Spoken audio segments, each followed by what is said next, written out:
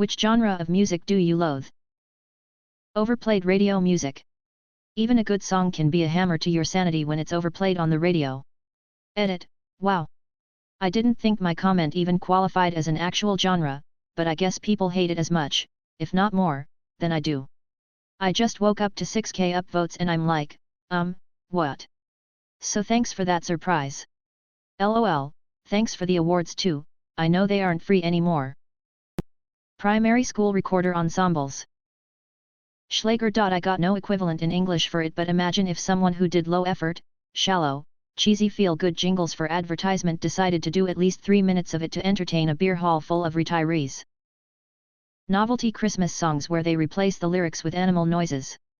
Meow meow meow / bark bark bark / meow meow bark bark woof. Don't know the exact name of this genre, but the We're Popping Bottles All Night pop. Best example is the recent remake / cover of I'm Blue. I don't hate any genre, but my least favorite is probably Christian pop because that has the least substance to me.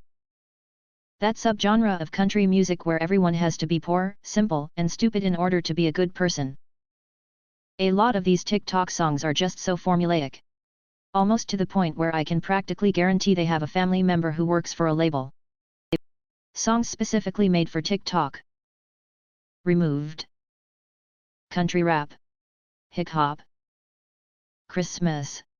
Years in retail will do that to you. Any of that Jesus Y or snap track country music tends to be awful. Otherwise I'm open to just about anything.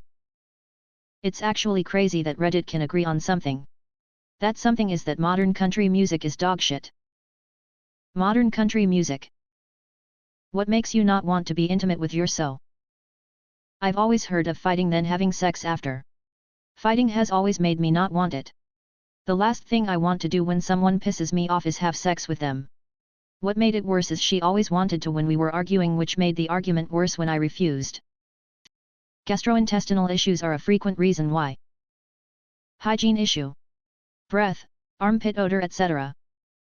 She never made me feel appreciated, and when I would do things like hold her hand, or give her a kiss on the forehead, she would complain and say it was childish. Taking a moment to realize I'm the only one that makes sexual advances in the relationship makes me not want it. People think men only want sex for face value, but a lot of men actually want the feeling of being desired more so. Personally, the only issue I have is my so's drinking. He just becomes an unattractive person when he's drunk. It's one thing if we're both out socializing and drinking together occasionally, but he drinks almost every day, sitting on the couch in front of the TV, and to the point of sloppy drunkenness way too often. His face changes, his posture changes, his personality changes, I just get so turned off. When they are glued to their phones non-stop. Put that shit down and look at me before we go to bed. When I make a move, and then get the feeling she's not really in the mood / would only do it to please me. I want us both to have a good time, not only me. So when she seems not into it, I take a step back. Feeling angry. I hate feeling angry. I don't like being around other people when angry. So I'll go for a walk, a drive, etc. and just clear my head. To be brutally honest, her anxiety and insecurity makes sex such a hassle. She doesn't believe anything I say about wanting her, she can almost never relax during sex, she doesn't take time to enjoy it, and if God forbid I have any trouble finishing, she takes it more personally than anything, which of course puts more pressure on me to finish, which then makes it almost impossible. When they've done something really nasty / unkind that day. Cruelty is the most ugly thing a person can show, in my eyes. I had a boyfriend that I went to Walmart with, and he ended up flipping off and storming right past the sweet little old man that checks the receipts at the door. It was partially about how I used to check receipts, and I remembered how I felt when people treated me like that, but I also remember the look on the little old man's face and just how disgusted I was with my partner being so nasty about it. I couldn't touch him after that, and I got grossed out when he touched me. And then I started to notice how he was nasty to other people as well. It eventually led to our breakup. My husband used to dislike his job, he'd come home and do nothing but bitch. After a while, I just gave up trying to cheer him up with sex, you can only try so long. So, we had a long dry spell, like, whatever you think a dry spell would be, it's longer. When someone is constantly annoyed, well, it's hard to feel amorous. Anyway, he early retired, 54, like a month before COVID kicked in, and by autumn that year, well, let's just say we're back to what we were like when we first met. He's not pissed off all the time. I'm retired as well, and let's just say, afternoon nookie is such a perk, as is morning nookie and 3 am nookie because you can sleep in. I'm glad we stayed together. Going on 33 years and we're just so happy. When my emotional needs aren't being filled.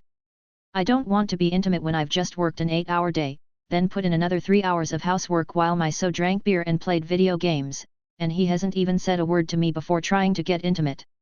At least wash a dish and tell me I look nice today. TLDR, stress, tiredness, but mostly depression. For a long time I couldn't figure it out. I married way out of my league. There was this beautiful, horny, voluptuous goddess living with me, sleeping next to me, and I was baffled and angry with myself for almost never having any interest. In 2019 some things changed. I got a life-altering increase in pay, and started doing a job that was physically much easier. Some long-time bills got paid off, and things were a little better. In 2020, my better half got her medical marijuana card. She gave me a gummy, and it was a bit much for someone who had never tried it. We went at it like alley cats being tasered for hours. It was a shock to both of us. Since that fateful night we have gone from maybe a few times a year to at least once every day. We had to replace our mattress yesterday because we actually broke it. It took me some time to figure out what was going on, because it wasn't just intimacy with my wife that had changed, everything got easier. Laundry? Washed, dried, folded, put away. All of it. All the time. Dishes? Done. The house is always clean. I can just do things now. It turns out I've been depressed my whole life. I've never had motivation or energy to do anything. I don't even touch the devil's lettuce most of the time. That first dose of it altered something in my silly little brain and now I'm just okay. I have more energy now at age 42 than I did as a teenager. Edit, minor grammatical corrections. My wife just had knee surgery a week ago. It was luckily a relatively minor surgery, and she has said we can do stuff since a few days ago, but I'm terrified of hurting her. Edit, thanks y'all for all encouraging words. We did the deed last night. And then again. And then again this morning. All guns magically disappear from the world today, and can never be recreated. How does society change tomorrow? We are going to get some badass developments in the world of archery. John Wick 5 undergoes a heavy rewrite. Crossbow sales would skyrocket. I imagine archery would see a sharp increase in interest. Relay races would never start. Kinda depends exactly what does and doesn't count as a gun. Alternative weapons become more popular and JRG Sprave becomes rich. We immediately go back to killing each other with melee weapons and construction workers take 5x longer to do anything without nail guns. Sales of slingshots take off, companies rush to develop semi-automatic and automatic slingshots with 50-round magazines, and the price of .22 caliber rocks goes through the roof. People would miraculously continue to somehow get shot in Chicago.